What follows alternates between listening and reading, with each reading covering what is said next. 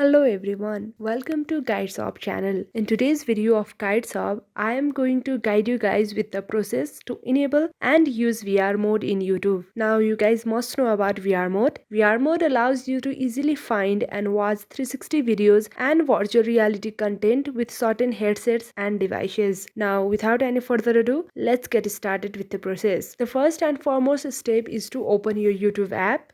Then tap on the search box at the top right corner and type virtual reality videos.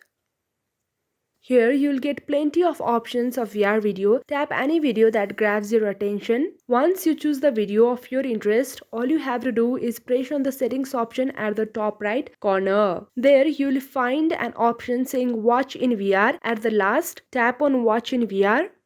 Now that you have opened VR mode, your screen will split in two smaller screens. After this, it's now time to insert your headset. Use your VR headset and have an amazing video viewing experience. Now, this is how you can enhance your video viewing experience with the help of VR mode in YouTube. I hope you like this video. If you find this video helpful, don't forget to hit the like button and subscribe to GuideShop channel. For more such content, keep watching GuideShop.